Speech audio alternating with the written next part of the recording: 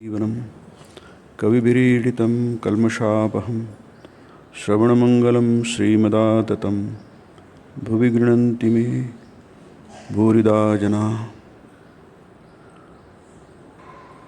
आपल्या साप्ताहिक प्रवचनमालेत आपण श्रीरामकृष्ण वचनामृत आणि गीताचिंतन हा विषय घेतला आहे। आज श्रीरामकृष्णांची जयंती।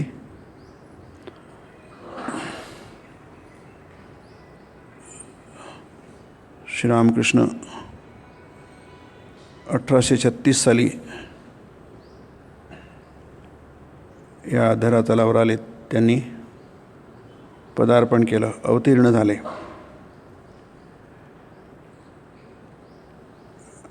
आणि त्यांची ध्यान करून त्यांची उपासना करून आपण जे परमोच्च पद आहे ते प्राप्त करू शकतो।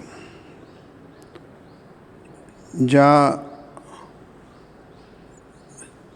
आकाराच्या आश्रयाने, ज्या रूपाच्या आश्रयाने, ज्या नामाच्या आश्रयाने आपण भवसागर पार करू शकतो त्याला अवतार म्हणतात। अवतरण होणं ही सनातन वैदिक धर्माची संकल्पना आहे। विशेष करून नंतर पौराणिक कालानंतर या संकल्पनेला बराच आधार मिळाला, जोर मिळाला। तशी भगवद्गीता ही महाभारतकालीन आहे, महाभारताच्या अंतर्गत येते। मध्ये महाभारतं पार्थाय प्रतिबोधितां भगवतां नारायण स्वयं भगवंतानी अवताराने अर्जुनाला सांगितलेली आणि व्यासांनी ते आपल्यासमोर आणलेली। व्यासेन ग्रथितां पुराणमुनिना मध्ये महाभारतं, महाभारताच्या केंद्रस्थानी आहे ती। भीष्म पर्वामध्ये आहे। 25 ते 42 अध्याय भीष्म पर्वाचे। त्यामध्ये कृष्ण हे समरांगणी दोन्ही सैन्यांच्या मध्ये अर्जुनाला हा उपनिषदाचा उपदेश देतात। औपनिषदिक ज्ञान आहे हे, म्हणजे आपल्या इंद्रियांच्या जाणीवेच्या पलीकडलं, म्हणून त्याला म्हटलं आहे गुह्यतमम इति गुह्यतमम शास्त्रम मिदमुक्तम मया नघ। अर्जुना, मी सांगितलं आहे तुला ते अतिशय गुह्य आहे, अतिशय गहनतम आहे। गहनतम तर आपले इतर ज्ञान पण असतात, पण ते इंद्रियाच्या अलीकडले असतात। आपल्याला मनाने समजतं, बुद्धीने समजतं, डोळ्यांनी बघता येतं, कानांनी ऐकता येतं, हाताने स्पर्श करता येतो, तसं हे ज्ञान नाही आहे। हे शास्त्र तसं नाही आहे। म्हणून हे अवतार तत्त्व जे आहे हे अतिशय गहन आहे। म्हणून 4था अध्याय याच्यामध्ये भगवंतानी मी कशाला इथे येतो, प्रयोजन काय आहे आणि माझा जन्म कशा प्रकारचा असतो हे अगदी छान स्पष्टपणे सांगितलं आहे। तिथे कुठेही आपल्याला शंकेला वाव ठेवला नाही। तसे संपूर्ण गीतेमध्येच तो भाव आहे। निर्गुण निराकार जे परमतत्व असतं ते आपल्यासाठी सगुण साकार होतं, एक रूप धारण करतं। जसं समुद्र आहे निर्गुण निराकार आहे,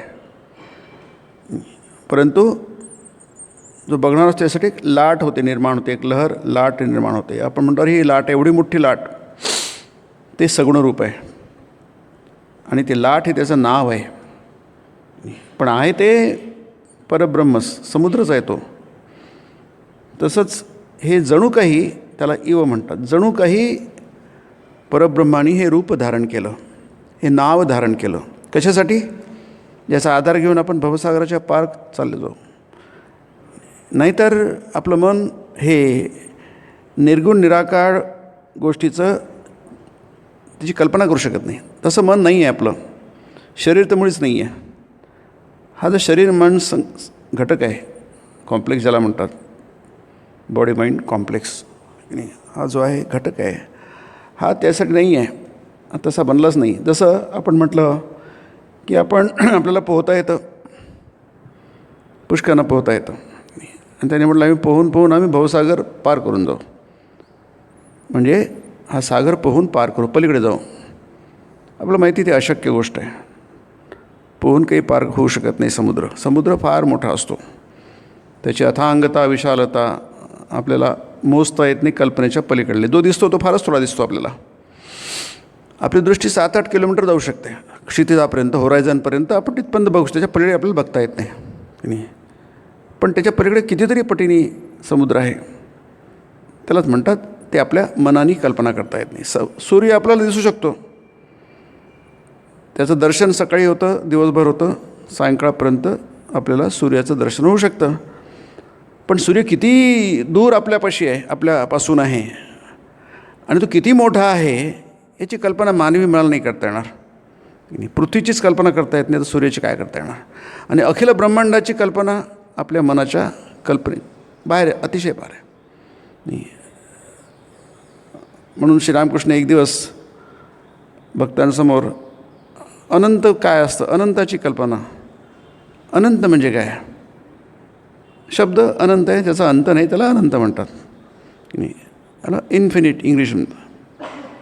म्हणजे काय? तर श्रीरामकृष्ण बरणकडून सांगत होते, भक्त बसले होते की नाही, तिथे गिरीश भाऊ बसले. तर थांबा आता माझं डोकं फुटायला आलं आहे म्हणून सांगू नका की नाही. अनंताची कल्पना नाही करतात आपल्याला फक्त शांताचीच कल्पना करता येतं. शांत काय आहे? शांत आकार आहे, नाव आहे, मग शरीर आहे, हे शरीर शांत आहे. अवताराचं शरीर शांत असतं, त्याला अंत असतो. ज्याला प्रारंभ आहे त्याला शेवट असतो, ज्याला शेवट आहे त्याला प्रारंभ असतो, म्हणजे जन्म असतो.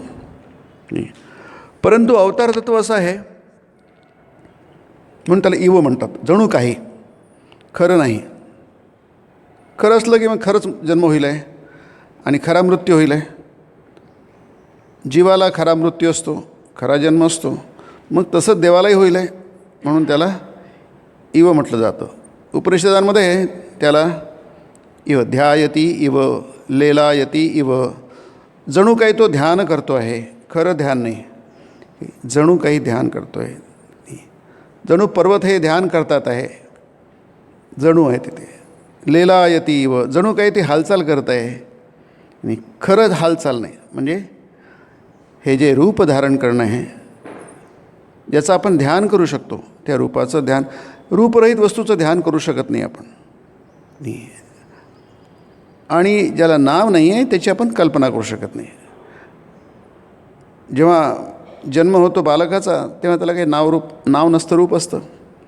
आपण त्याला काहीतरी नाव देतो, बाळ वगैरे म्हणतो, पण मग अगदी त्याचं बारसं केलं जातं, त्याला नाव दिलं जातं. आता नाव म्हणजे काय? ते सगळं चिपकवलेलं लेबल आहे, ते आहे की नाही, चिटकवलेलं लेबल आहे. नाव काय? त्याच्याशी काय नावाचा संबंधच नाही, कोणाशीच नावाचा संबंध नाही आहे. पण काहीतरी लेबल चिटकवल्याशिवाय त्याची ओळख होणार नाही, कारण त्याच्या पुढे त्याचं नाव ते जन्मभर नंतरसुद्धा त्याचा आपल्याला उपयोग होईल आहे. म्हणून आधी लेबल चिटकवणं आवश्यक असतं, का तो व्यवहार आहे. तो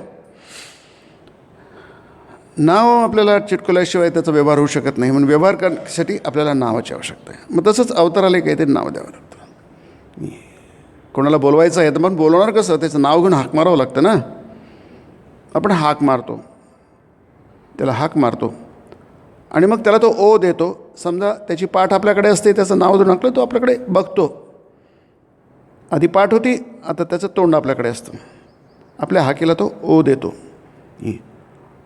त्यामुळे हे जे तत्त्व आहे अवतार तत्त्व, ते जीवाच्या उद्धारासाठी असतं. म्हणून त्याचा आपल्याला नीट उलगडा झाला पाहिजे, नीट कळलं पाहिजे, नीट बुद्धीने ग्रहण केलं पाहिजे, तरच त्याचा उपयोग होईल ना. अविश्वास असेल तर कसं होणार? कारण अविश्वास हा अज्ञानातून निर्माण होत असतो. ज्ञानातून होत नसतो. तस्मात 4था अध्यायाचा शेवटचा श्लोक आहे की रुस्तम ज्ञानासीनात्मना संशयम रुस्तम ज्ञानासीन. संशय हा हृदयामध्ये असतो, आपल्या आत असतो की नाही. त्याला आसीन म्हणजे खड्ग, तलवारीने कापून टाक अर्जुना, आणि उत्तिष्ठ उभा हो, युद्ध कर. कारण जोपर्यंत संशय आहे मनामध्ये तोपर्यंत आपली क्रिया नीट होत नाही. उत्तम ज्ञानासीनात्मना चित्वैनम योगम आतिष्ठो तिष्ठ भारत. चित्वैनम याला तू छाटून टाक, कापून टाक नाही, छाटून टाक. संशय तुम्हाला नीट कोणत्याही गोष्टी धारणा करू देत नाही. ते सगळंच चलबिचल असतं. कोणती गोष्ट चलबिचल असली, वेवी असली, त्याची धारणा होत नाही. म्हणून जे काही आहे ते निश्चित पाहिजे. म्हणून गीता तुम्ही बघा, विवेकानंद बघा, कुठे बघा, जे काही सांगितलं असतं निश्चित सांगितलं असतं, ठामपणे सांगितलं असतं, अर्धवट नाही. कारण काय, ते ज्ञान तसं आहे. म्हणून त्याला म्हटलं आहे वेत्ती तत्वतः, वेत्ती जानाती. तत्वतः म्हणजे यथार्थता, जसं आहे तसं. आपल्याला जसं आहे तसं ते अवतार तत्व जाणावं लागेल. इथे श्रीरामकृष्ण म्हणतात मास्तर महाशयांना, आजकाल तुमची, बरं ते असो, आजकाल तुमची ध्यानधारणा कशी काय चालली आहे विचारावं लागतं. मास्तर महाशयांना श्रीरामकृष्ण विचारतात, तुमची ध्यानधारणा कशी चालू आहे. धारणा म्हणजे धारण करणं, ध्यान म्हणजे त्याला पकडून ठेवणं, जाऊ न देणं. आपण कोणती गोष्ट धरली आणि मग सोडली नाही, त्याला ध्यानधारणा म्हणतात. कशी काय चालली आहे, चौकशी आहे. तर म्हणजे आता ध्यान कशाचं करायचं. मग मास्तरांना ते विचार, तुम्हाला साकार आवडतं की निराकार आवडतं. नाही, स आकार म्हणजे ज्याला आकार आहे, निराकार म्हणजे ज्याला आकार नाही आहे. आता म्हणे आपली परिस्थिती सांगतात, नाही, साकाराकडे मन जात नाही. म्हणजे ईश्वर हा साकार असतो, त्याला आकार असतो, हे काय माझं मन स्वीकारत नाही. आणि इकडे निराकारावर देखील मन स्थिर करू शकत नाही. आणि निराकाराला काय आपण स्थिर करू शकतो. निराकार समजा आप डोक्याच्या पलीकडे, आपला काय संबंध निराकाराविषयी. म्हणजे आपल्याला हेही नाही होत, तेही होत नाही. मग ते म्हणतात असं काही चाललं आहे सध्या की नाही. आपल्याला विचारतं, आपणही असंच म्हणू, असं काही चाललं आहे सध्या, काहीतरी चालू आहे की नाही, काहीतरी चालू आहे. काय चालू आहे हे आपल्याला माहीत नाही, देवाला माहीत असेल कदाचित, आपल्यालाही माहीत नाही काय चालू आहे की नाही. कसं तरी काहीतरी चालू आहे, गाडी आपली चालली असं म्हणायचं. असं म्हणजे मास्तर महाशय उत्तर देतात. आता श्रीरामकृष्ण पाहिलं की नाही, पाहिलं म्हणजे लक्षात आलं तुमच्या की निराकारावर चटदिशी मन स्थिर व्हायचंच नाही. निराकारावर मन स्थिर होत नाही. सुरुवातीला काय होतच नाही, ते फक्त त्यांचा उत्साह कमी होऊ नये म्हणून सुरुवातीला म्हटलं आहे. निराकारावर तुम्ही निराकारावर ध्यान कसं करणार. निराकार म्हणजे काय नाही, आपल्या हे लक्षात येत नाही की मन तसं नाही आहे. मन साकार आहे. मन तुम्हाला आकाराशिवाय, नावाशिवाय तुम्हाला कशाची कल्पनाच करता येणार नाही. आणि आपल्याला तर ध्यान केल्याशिवाय काही होणार नाही. देवाचं ध्यान केल्याशिवाय, चिंतन केल्याशिवाय काही होणार नाही. कारण जोपर्यंत आपण देहात परमात्मा तत्वाचं चिंतन करत नाही तोपर्यंत हे जे आहे प्रपंच आहे हा कसा नाहीसा होणार. कारण प्रपंचाचं चिंतन होणारच. कारण त्यासाठीच मन, त्यालाच माया म्हणतात, त्यालाच मन म्हणतात, त्यालाच टाईम स्पेस कॉजेशन म्हणजे निमित्त, काल आणि स्थिती. स्थिती म्हणजे सत्ता, ही पदार्थ, हा हे जगत प्रपंच नाही. त्याचं चिंतन होणार. आपलं मेंदू तसं, मेंदूमध्ये सतत प्रपंचाचं चिंतन असतं. सध्याच्या काळी आपण 24 तास जरी म्हटलं ना तरी हरकत नाही आहे. थोडंफार देवाचं दर्शन घेतलं त्यावेळी आपण म्हणू की प्रपंचाचं चिंतन क्षणासाठी थांबलेलं आहे. आपण काय ऐकू अध्यात्माविषयी, परमार्थाविषयी आपण असं म्हणू त्यावेळी आपलं प्रपंच चिंतन थांबलेलं आहे. जे काही आपण स्वतःला धरून करू तेव्हा ते प्रपंचाचं चिंतन त्यापुरते थांबलं असतं. बाकी सगळं सतत प्रपंच प्रपंच प्रपंच प्रपंच म्हणजे हा जो पंचतत्वाने बनलेला संसार आहे त्याचं चिंतन चालू असतं. आणि ते अपरिहार्य आहे, अटळ आहे, कोणाचंच काही तिथे चालत नाही आहे. पण असं असूनसुद्धा प्रपंचाचं चिंतन करून तुम्हाला प्रपंच मिळेल, ह्या जन्मी तर मिळालाच आहे. नंतरच्या देहम त्यक्त्वा म्हटलं आहे, देहम त्यक्त्वा प्रपंचच मिळेल नाही. पण जर तुम्ही भगवंताचं चिंतन केलं तरी काय होईल आहे, तुम्हाला देह तर मी मिळेल असं म्हणतो. माम येती नाही, पुनर्जन्म न येती. पुनर्जन्म तुम्हाला मिळणार नाही, म्हणजे तुमची सुटका झाली. तुम्ही ज्ञानी झाले, शहाणे झाले, बुद्धिमान झाले, एरवी आपण जसे मठ्ठ आहोत तसेच राहणार की नाही. आपल्याला ह्या मठ्ठ डोक्याने म्हणून ते म्हटलं आहे श्रीरामकृष्णांनी की हे सगळं समजणं कठीण आहे. हे सगळं समजणं कठीण आहे, पण अशक्य नाही आहे. समजणारच नाही असं नाही आहे, कारण तशी बुद्धी होऊ शकते. बुद्धीमध्ये परिवर्तन होऊ शकतं, मनामध्ये परिवर्तन होऊ शकतं. खूप अशक्य गोष्टी असतात, जसं समुद्र पार करणं अशक्य आहे. आपल्यालाही माहिती आहे, किती पट्टीचा पोहणार असला तर तो काही पोहून काही समुद्र पार होऊ शकणे अशक्य आहे. पण तुम्हाला समुद्र पार करायचं आहे ना, मग ती शक्य गोष्ट आहे. कशी? जहाजात बसा नाही, जहाज असतात, बसा आणि जा पलीकडे. तुम्हाला समुद्र पार करायचं महत्त्व आहे ना, मग तुमचा अहंकार बाजूला ठेवा. आपला अहंकार म्हणतात की नाही नाही मला जहाज बिहाज नको, मला काय, मी जिथे प्रयत्नी वाळूचे कणही रगडिता तेलही गळे आहे की नाही. प्रयत्न केला, वाळू रगडली, आपल्याला माहीत आहे की शेंगदाणे रगडले की तेल त्याच्यातून येतात, म्हणजे रगडले की तेल येतात हा नियम आहे. नारळ रगडलं की नारळाचं तेल मिळतं, हे आला नियम आहे. पण प्रयत्न लागतो त्याला, फार कठीण असतं तेल काढणं.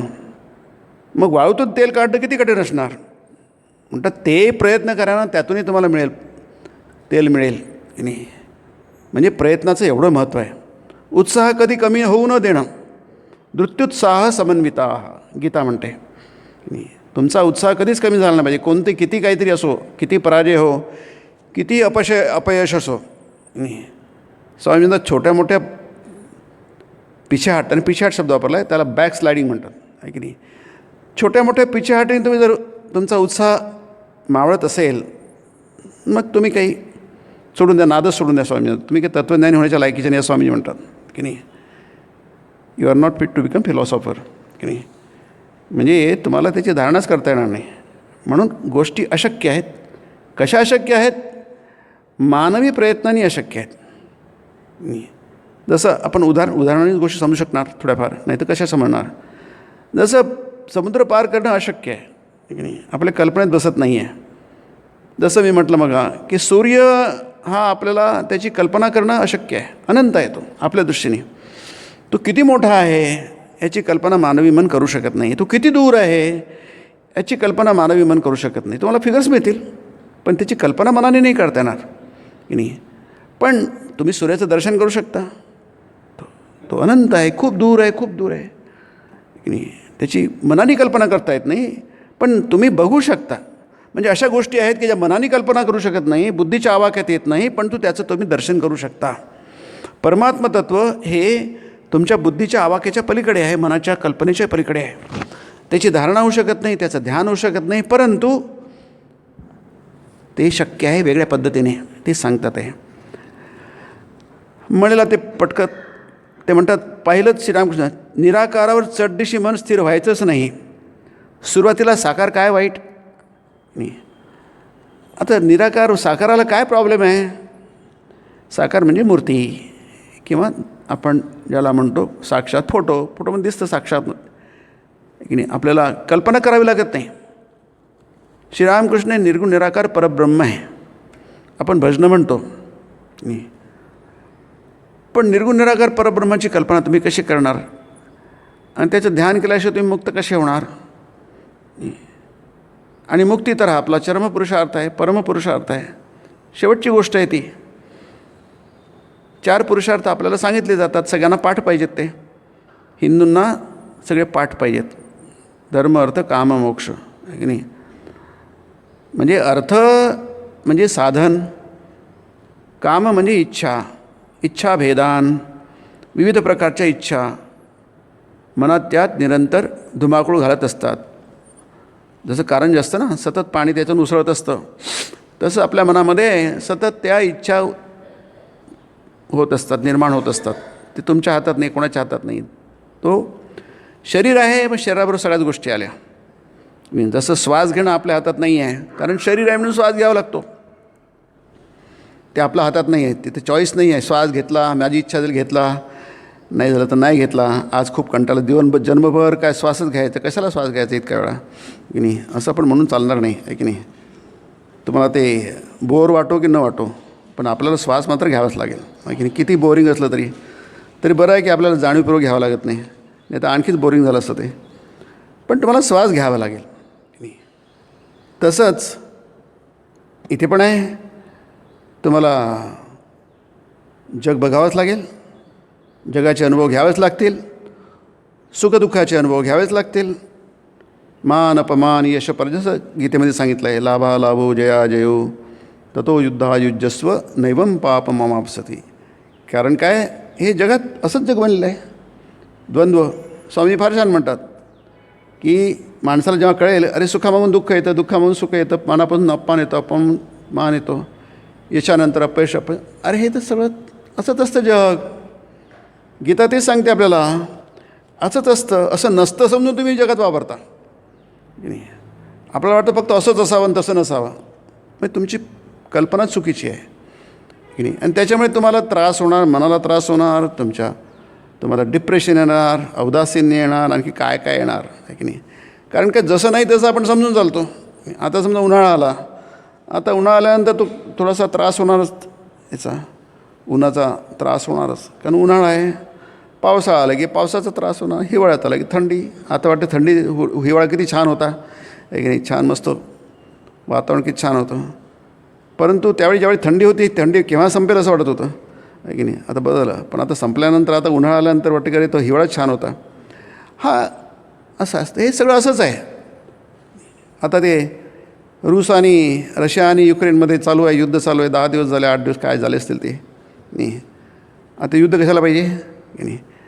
युद्ध होऊ नये म्हणून युनो झाली. दुसरं महायुद्ध, विश्वयुद्ध झाल्यानंतर मला वाटते 44-45ला संपलं ते, नाही. असेच युद्ध झाले तर किती नुकसान होईल आहे. म्हणून काही देश एकत्र बसले, सगळे जेते होते, जर G5 म्हणतो आपण, नाही.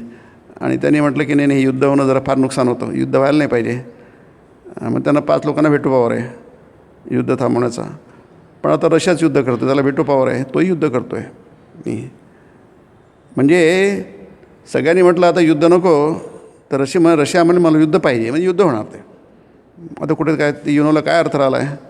पण हे असंच असतं, युद्ध होऊ नये यासाठी कृष्णाने किती प्रयत्न केला, सगळ्यांनी किती प्रयत्न केला, पण युद्ध व्हायचं तर झालंच, की नाही. आता युद्ध व्हावं असं म्हणत नाही आपण, कधी चांगली गोष्ट असं म्हणत नाही आहे, पण होतं आहे त्याला काय करणार तुम्ही, की नाही. आपण आजारी पडू नये चांगली गोष्ट आहे, आपला आजार व्हायला नको, अगदी छान व्हायला. पण कधी कधी आजार येतो, ताप येतो. मध्ये हा कोरोना आला, त्याने बरंच केलं, की नाही. आता काय करणार कोरोनाला, तर म्हणजे आलं त्याला तोंड द्या. जग हे असं असतं, त्याला म्हणतात द्वंद्वात्मक जग आहे. गीता तेच सांगतं, द्वंद्वमोह विनिर्मुक्त्वा पदम गच्छन्ते नामयम अनामयम जगत, म्हणजे सर्वोपद्रवरहितम असं म्हटलं शंकराचार्यांनी.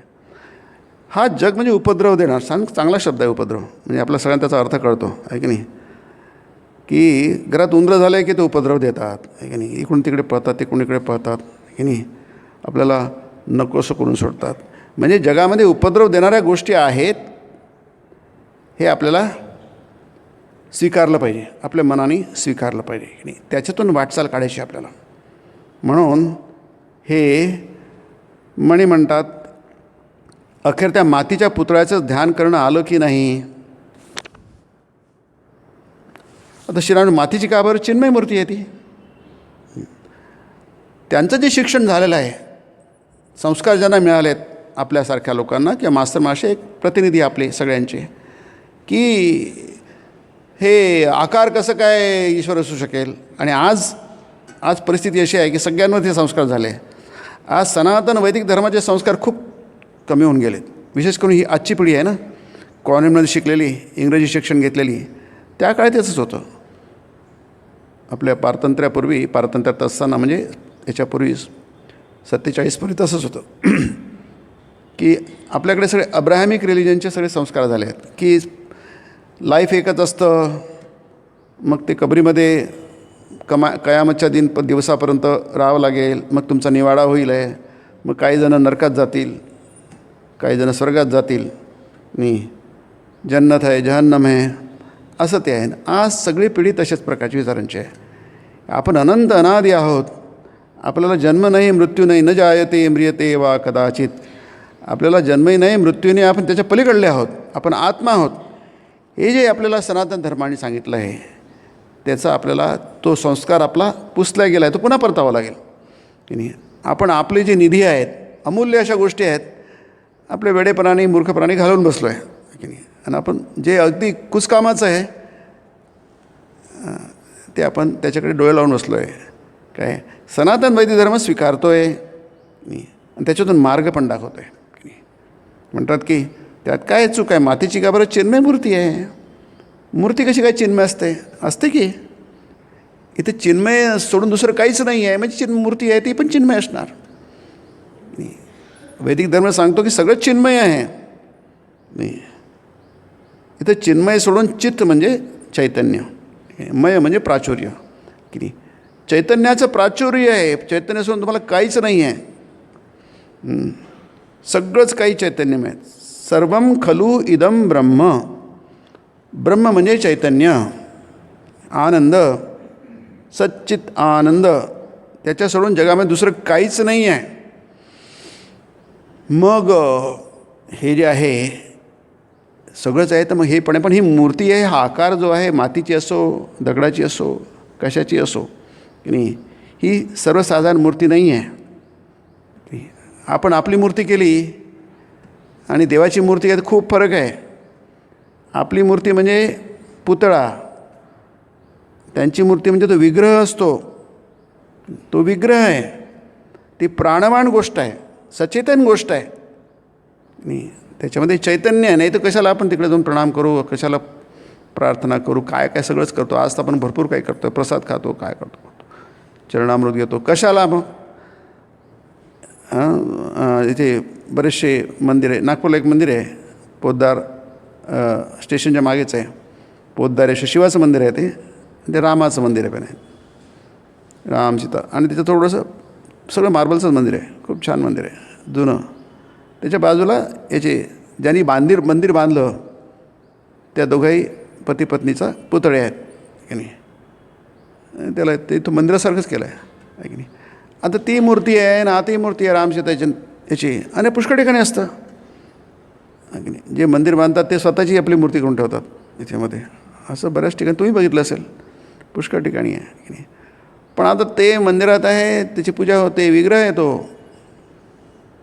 ती मानवी नाही आहे की नाही. मानुषीम तनुमाश्रितम गीता म्हणते की नाही. मानुषी तनु म्हणजे शरीर, त्याचा आश्रय घेतलेला आहे. परमभाव मजा अनंत नाही, हा माझा परमभाव आहे. हे लोकांना अजानंत न जानंत, त्यांना समजत नाही लोकांना की नाही. आणि म्हणून मग आपले लोकसुद्धा जास्ती तार्किक होतात. अरे पण तो तार्क नाही आहे, तुम्हाला तर्क कसा करायचा समजतच नाही आहे. जे तुम्ही करता त्याला तुम्ही तर्क म्हणता की नाही. त्याला काय करणार, तो तर्कच नाही आहे, ती तर्कदुष्टता आहे की नाही. ज्याला तर्क नाही म्हणत, आणि तुम्हाला मार्ग दाखवला पाहिजे की नाही. थांबून गेला इथं थांबून जातो माणूस की नाही, की तो परमात्मा तत्व. आता परमात्मा काय पुष्कळ कळतच नाही. आपल्या भारतात वैद्य स्पष्ट आहे अगदी, काय परमात्मत्व एकदम स्पष्ट, प्रत्येक गोष्टी स्पष्ट आहे, अगदी स्पष्ट म्हणजे स्पष्ट नाही. शंकेला कुठे वावच नाही, कारण ते अनुभूती आहे नाही. म्हणून आपला वैदिक धर्म अनुभूती संपन्न, अनुभूती अवसानत्वाच ब्रह्मविद्या. ही ब्रह्मविद्या तेव्हाच ब्रह्मविद्या होते जेव्हा ती अनुभवात जाते, नाहीतर नुसते आपल्या कल्पना आहेत त्या की नाही. ती ऋषींनी, श्रीरामकृष्ण ऋषींना ब्रह्मज्ञान झालं होतं, आपण वाचलं आहे ते मागे 6व्या अध्यायामध्ये 7व्या अध्यायामध्ये की नाही.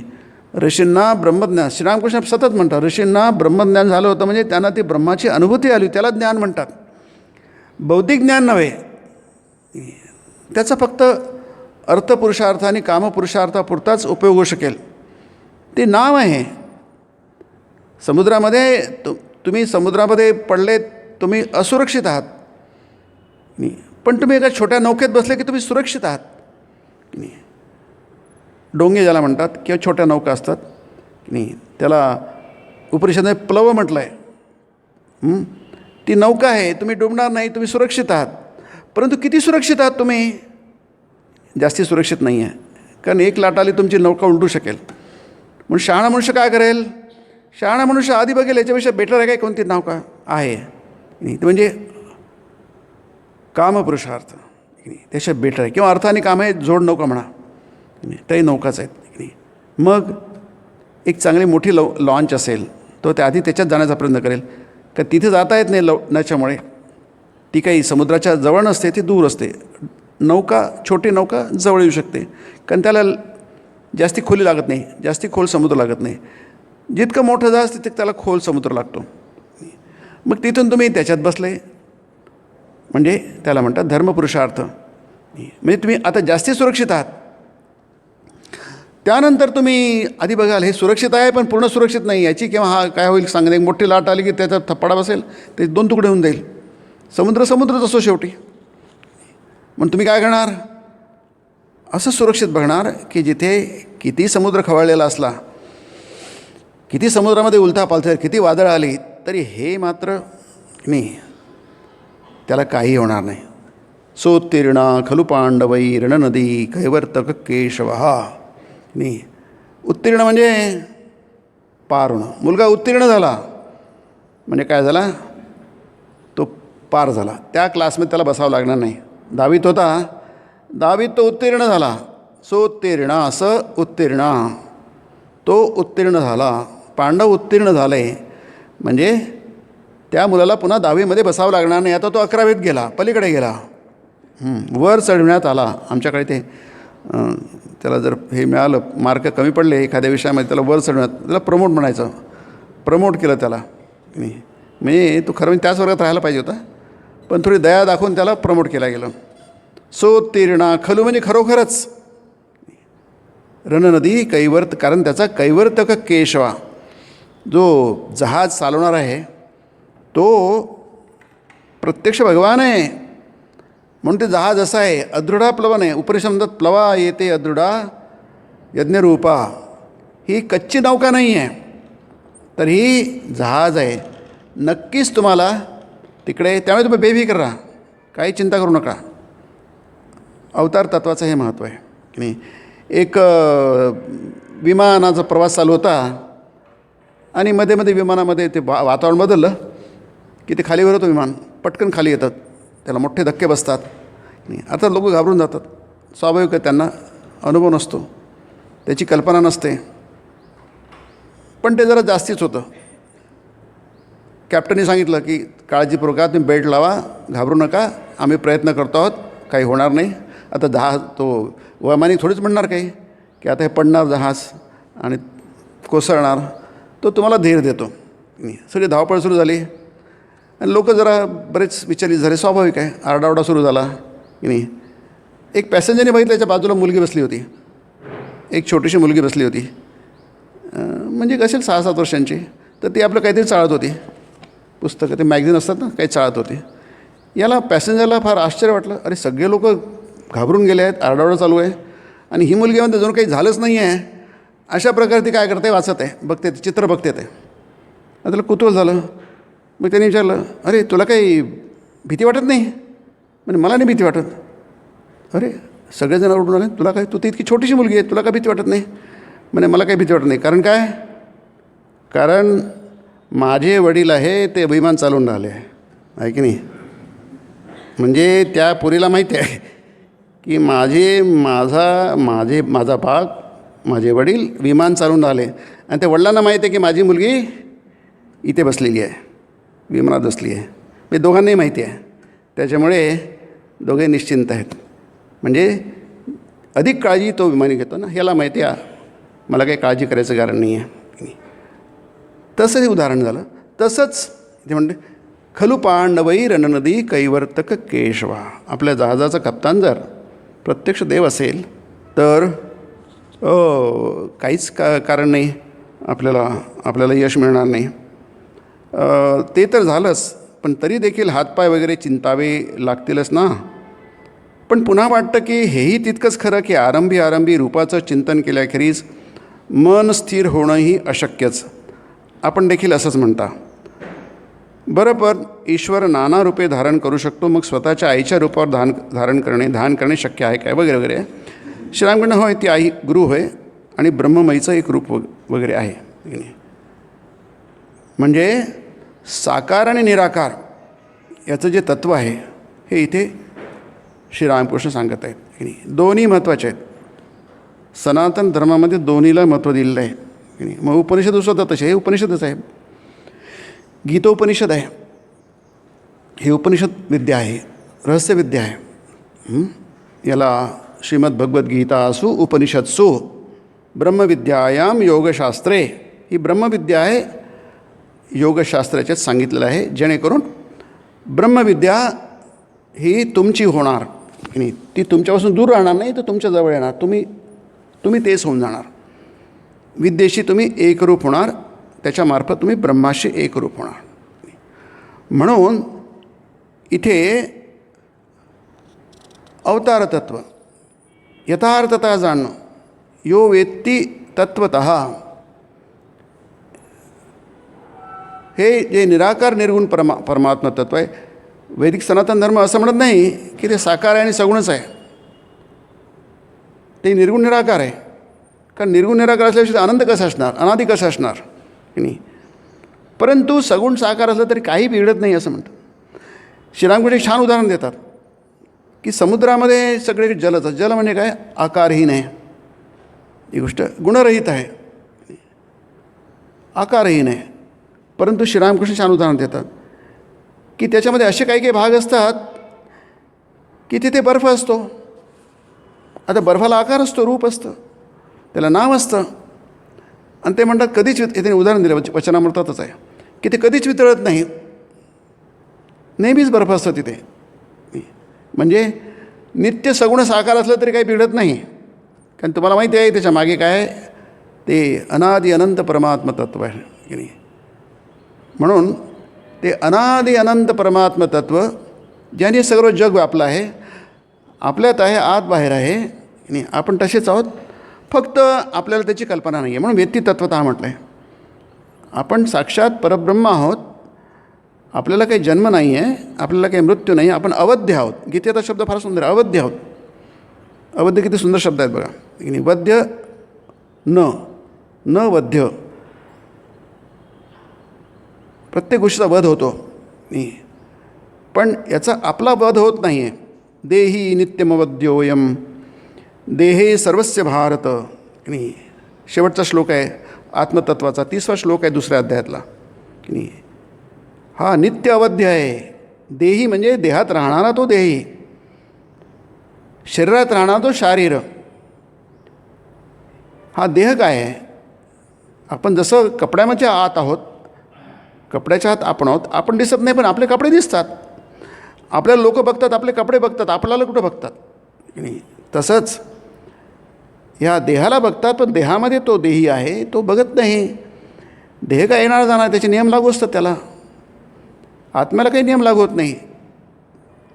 या प्रकृतीला जे नियम लागू होतात, जे देहाला नियम लागू होतात, जे वस्त्राला नियम लागू होतात, जीर्ण होतं वस्त्र, फाटतं, तुटतं, कापलं जातं, पण त्याला नैनं छिंदन्ति शस्त्राणि, त्याला शस्त्र कापू शकत नाही. नैनं दहति पावका, अग्नी जाळू शकत नाही.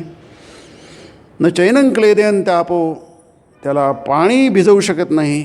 न शोषयति मारुतः, त्याला वायू सुकवू शकत नाही. असं ते आत्मतत्व आहे. देहात असतं पण विदेही आहे, देहाशी काही संबंध नाही आहे.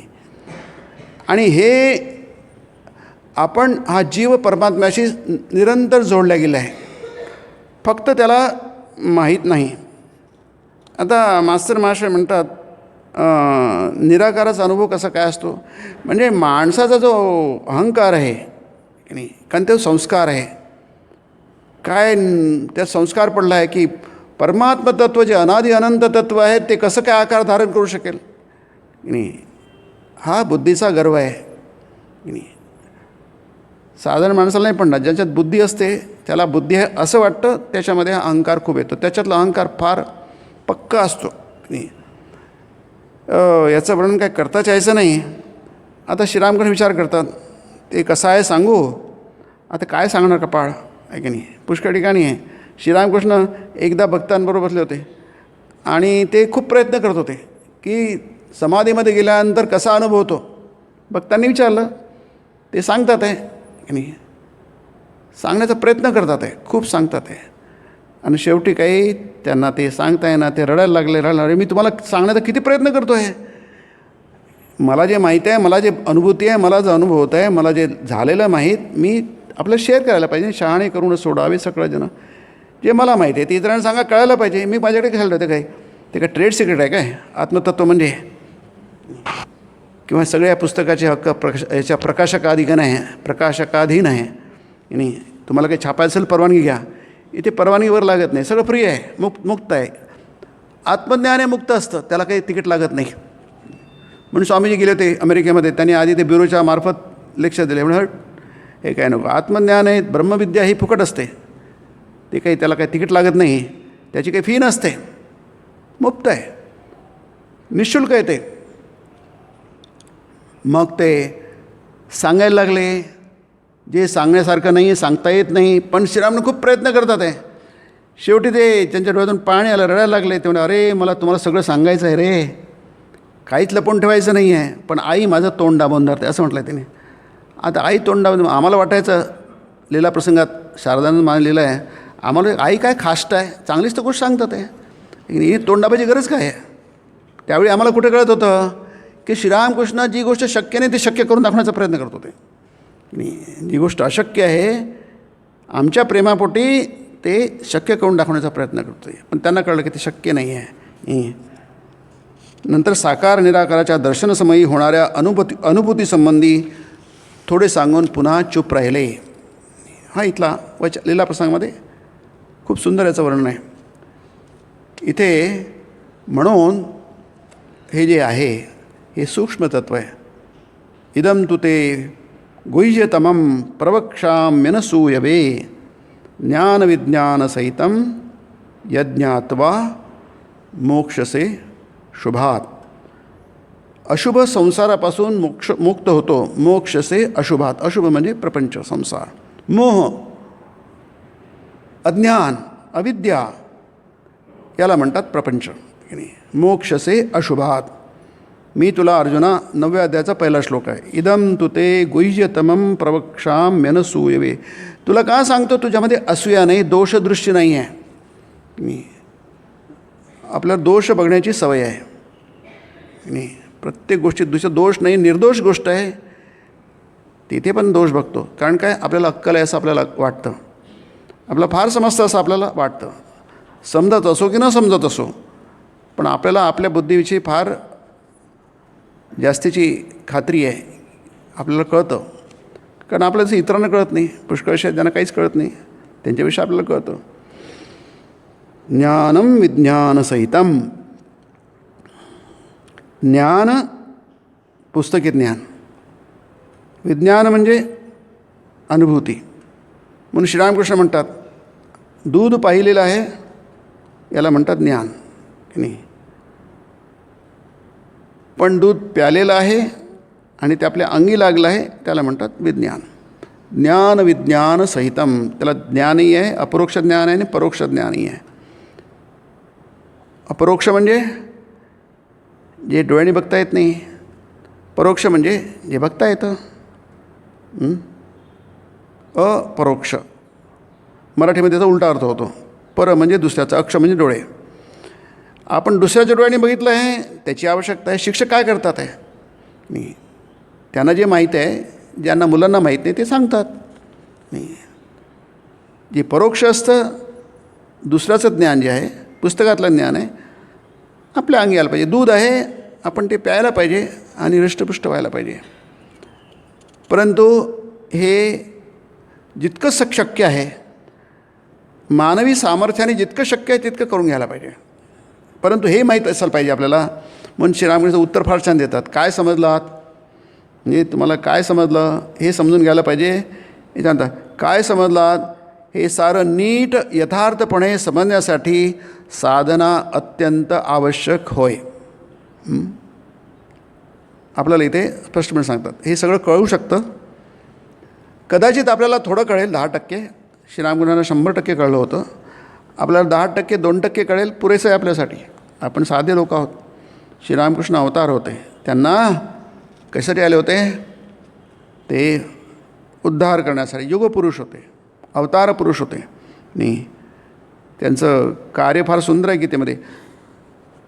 श्रीरामकृष्णांवर स्वामी विवेकानंदांनी हे दिले नाही, भाषणं दिले नाही आहे. जेव्हा अमेरिकेत किंवा युरोपमध्ये गेले होते, नंतर इंग्लंडमध्ये पण गेले होते, त्यांनी श्रीरामकृष्णांवर भाषणं दिली नाही. फक्त 2च आहे. माय मास्टरमध्ये 2 दिले. मराठीमध्ये मेरे गुरुदेव आहे, माझे गुरुदेव. मी त्याच्यामध्ये त्यांची सुरुवात एका व्यक्ती 2चे 1 केलं पुस्तक केलं आहे.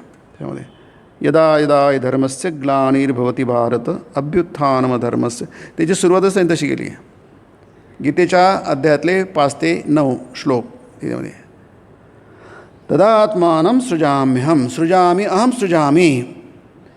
मी निर्मित होतो, मी प्रकट होतो.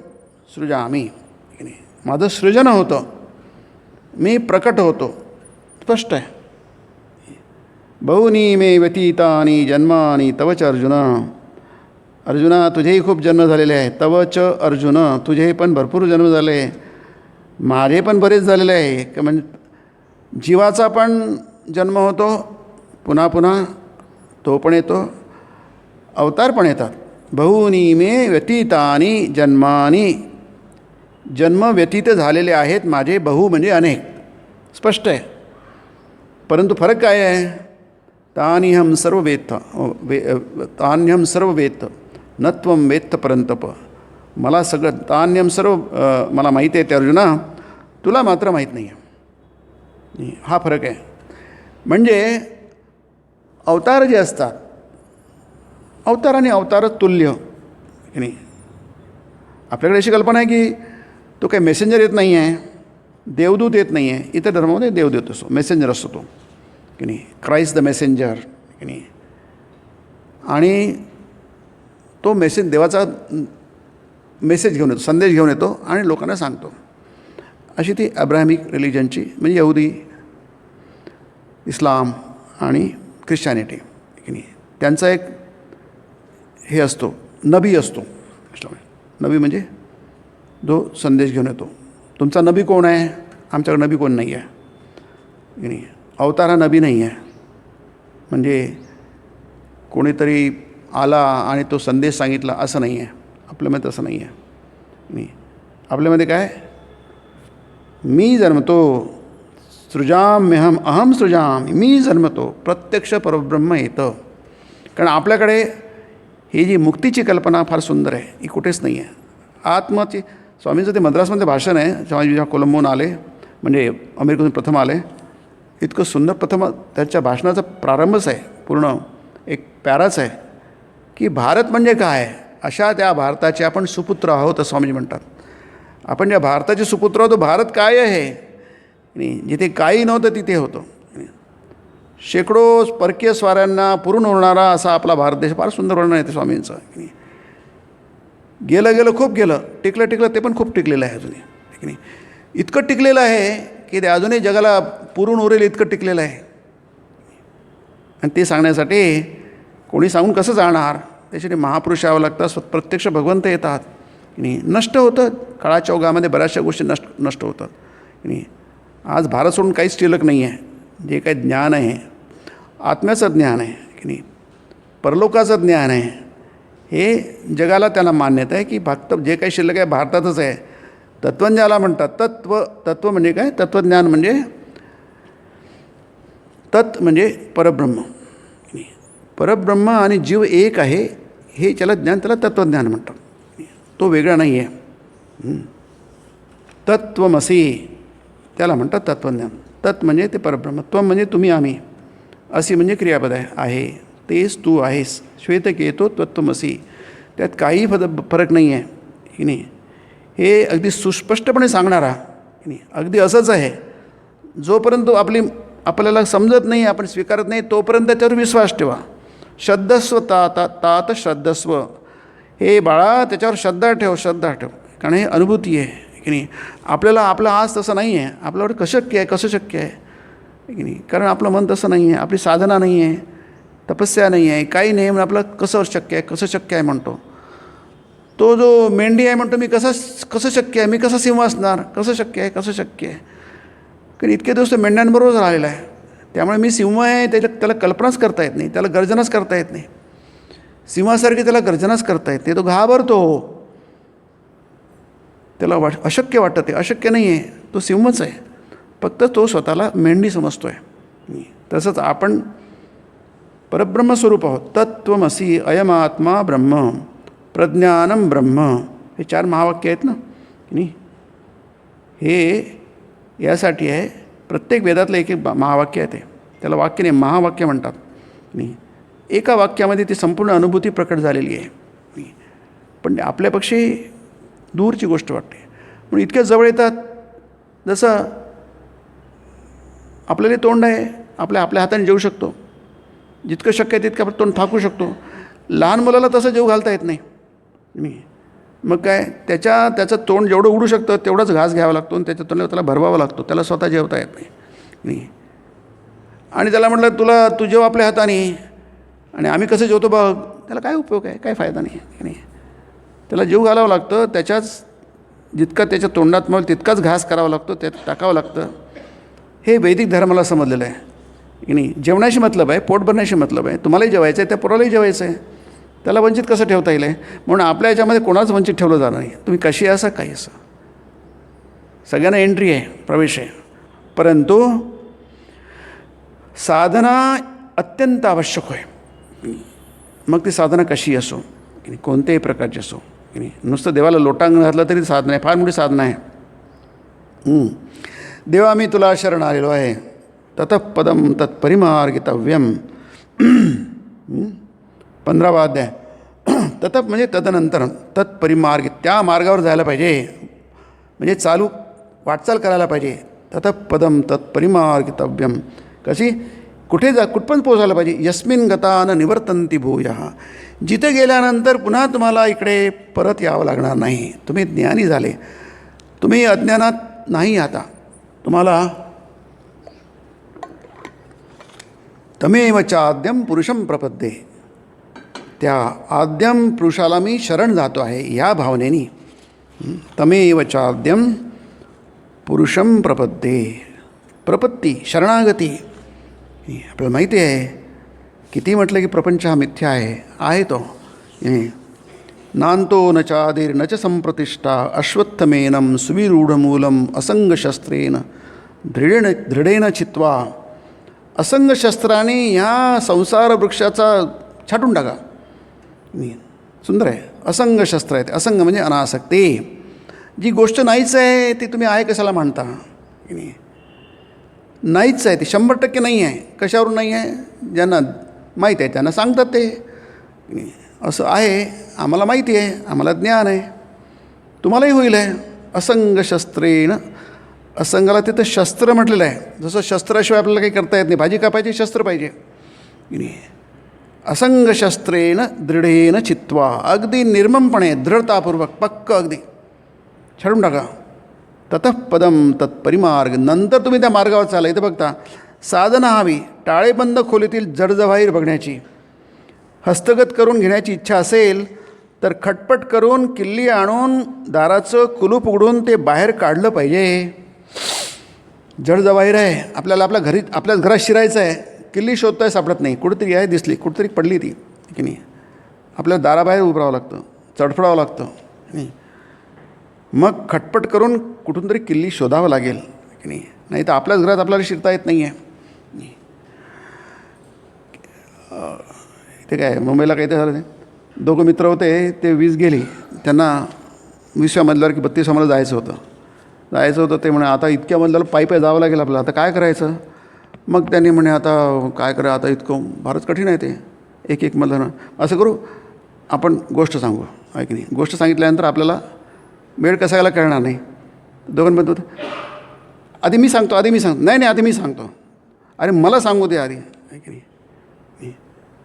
तो काही ऐकायलाच तयार नाही. नाही नाही मी आधी सांगते नंतर तुझं. मग सांगायला गेली तोपर्यंत वरती पोचले ते, आहे की नाही. मग तो काय म्हणतो, तुझं आता सांगतो, आता काय सांगणार का, पण माझी किल्ली ती कारमध्ये राहिली आहे की नाही. तुम्हाला सांगू दिलं नाही आधी, मला सांगायचं होतं ते किल्ली आधी घेऊन येतो मी आणि मग तुझी गोष्ट, मला ही गोष्ट सांगायची होती. टाळेबंद आहे, तुमचंच घर आहे, तुम्हाला तुमच्याच घरात शिरायचं आहे की नाही. पण त्यासाठी तुम्हाला दाराचं कुलूप उघडून ते बाहेर काढलं पाहिजे. नाहीतर खोलीला कुलूप आणि दाराशी उभे राहून मारे विचार चालला आहे, हा मी दरवाजा उघडला, हे पेटीचं कुलूप फोडलं, हे रत्न बाहेर काढलं, नुसतं उभं राहून आणि मनातल्या मनात मांडे खाऊन तर कार्यभाग साधणार नाही ना. साधना हवी त्याला नाही. म्हणून साधनेचं महत्त्व खूप आहे. जशी जमेल तशी, जी जमेल ती. म्हणून गीतेमध्ये आणि वचनामृतामध्ये भारतीयाच्यामध्ये कोणतंच बंधन नाही, कोणतंच बंधन नाही, लक्षात घ्या. गीतेमध्ये तर मला नेहमीच सांगतो ते, अपिचये सुद्राचारो अपिचयेदसी पापेभ्य सर्वेभ्य पापकृत्तमा. तुम्ही जगातले सगळ्यात किती वाईट असणार, कारण ते आत्मतत्व तसं नाही. आत्मतत्वाला ते अस्पर्श म्हणतात, त्याला काही कशाचा स्पर्श होत नाही, त्याला कशाचाच स्पर्श होत नाही, अस्पर्श आहे ते. म्हणून अनासक्तीचं उदाहरण देताना भगवद्गीतेमध्ये पद्मपत्र मिवांबसा म्हटलं आहे. कमळाचं पान हे पाण्यात असतं, जी गोष्ट पाण्यात असते ती भिजते, ओली होते. परंतु कमळाच्या पाण्यामध्ये एक वेगळेपण आहे, वैशिष्ट्य आहे की ते पाण्यात असतं पण भिजत नाही की नाही. असंच जगामध्ये काही गोष्टी विशेष असतात की नाही, युनिक असतात, अगदी वेगळ्या असतात आणि ते आपल्याला मान्य करायला हवं. ठीक आहे, सर्वसाधारणपणे असं होत नाही, पण काहीतरी अपवाद असतो त्याला. तुम्ही त्या अपवादाला का नाही म्हणून म्हणतात, अपवादाला हाच नियम आहे, वेगळा नियम आहे तो. म्हणून भगवद्गीतेमध्ये किंवा भारतीय आध्यात्मिक परंपरेमध्ये कोणतीच गोष्ट तुमच्या मुक्तीला थांबवू शकत नाही, आहे की नाही. कारण त्याचा भरपूर विचार झाला आहे, तत्त्वज्ञानामध्ये भरपूर विचार झाला आहे की नाही. ते वामदेव फार मोठे ऋषी होते, शुकदेव फार मोठे ऋषी होते, अमुकांना गर्भातच ज्ञान झालं, तमुकांना ज्ञान झालं, ते फार बलवान होते, त्यांचं मन फार सुदृढ होतं, शुद्ध मनाचे होते. आमचं कसं होणार, आम्ही तर अशुद्ध मनाचे आहोत, आमच्या शरीरात न बळ आहे ना मनात बळ आहे ना कशातच बळ नाही. हा प्रपंच विचार आहे की नाही, याला प्रपंच विचार म्हणतो की नाही. आपण जे आहोत, जसे आहोत त्याला आपण त्याचं चिंतन करतो आहोत की नाही. ठीक आहे, माझ्या शरीरात बळ नाही, मनात बळ नाही, बुद्धीत बळ नाही, संस्कार फारच खराब आहेत वगैरे वगैरे, ती यादी बरीच लांबली जाईल आहे. पण शास्त्र त्याला तुम्ही कशाला महत्त्व देता, त्याची दखल तुम्ही कशाला घेता, तुम्ही आत्म्याची दखल का घेत नाही. तुम्ही स्वतःला त्या ज्याचा अग्नी जाळू शकत नाही, पाणी भिजवू शकत नाही, वारा सुकवू शकत नाही, अशा आत्मतत्वाशी तुम्ही का जोडत नाही. शरीराचे काही नियम आहेत, शरीराप्रमाणे वागणार, त्याला मृत्यू आहे, त्याला झीज आहे, जीर्णता आहे, सगळं सगळं लागू आहे त्याला. त्याला अमान्य कोणी केलेलं आहे, पण आम्ही त्याच्याशी बोलतच नाही आहे. म्हणून आम्ही ते फार सुंदर आहे संस्कृतमध्ये की आम्ही ब्रह्मचिंतक आहोत ना, तू प्रपंच संसारचिंतक नाही आहे. आम्ही ब्रह्मचिंतक आहोत. ब्रह्माचं देवाचं चिंतन करतो आहे आम्ही. प्रपंचाचं चिंतन काय करायचं, मग करावंच लागत नाही, आपोआपच होतं ते थांबवावं लागतं, नाही ते तसंच चालू राहतं, जन्मोजन्म तसं चालू राहतं. तुम्हाला ते थोपवावं लागतं, त्याला साधना म्हटलं जातं. प्रयत्नपूर्वक थोपवावं लागतं आणि आपली तेवढी क्षमता नाही आहे, कोणाचीच नाही आहे. तुम्ही आम्ही फार साधारण पण मोठ्या मोठ्या लोकांची नाही आहे, म्हणून तो अहंकार सोडून द्यावा लागतो. तत पदम तत्परिमार्गितव्यम यस्मिन गता न निवर्तन्ति भूया तमेव चाद्यम पुरुषम प्रपद्ये. त्या आद्य पुरुषाला म्हणजे परब्रह्माला नमोजी आद्या, आद्य म्हणजे पहिला ओळी आहे आणि पहिल्या ओळीचं पहिलं चरण आहे ज्ञानेश्वरीमध्ये. नमोजी आद्या वेद प्रतिपाद्या, वेदांनी प्रतिपादन केलेला जो आद्य पुरुष आहे, ब्रह्म आहे, त्याला आद्य पुरुष म्हणतात की नाही. जय जय स्वसंवेद्या, त्याला संवेद्य करण्याला दुसरीची कशाची गरज नाही, दुसऱ्या कोणत्याही साधनांची गरज नाही. आत्मरूपा, तो आत्मरूप आहे, तुमचंच रूप आहे ते की नाही, कुठून बाहेरून थोपवलेलं नाही आहे की नाही, ते तुम्हीच आहात. पहिली चोळी काय सुंदर आहे ज्ञानेश्वरीमधले की नाही. म्हणजे तुम्हाला जे तुमचं आहे तेच तुम्हाला मिळणार, फक्त तुम्हाला आज आहे, तुम्ही ते तुम्हाला माहीत नाही आहे. म्हणून इथे साधना म्हटलं आहे.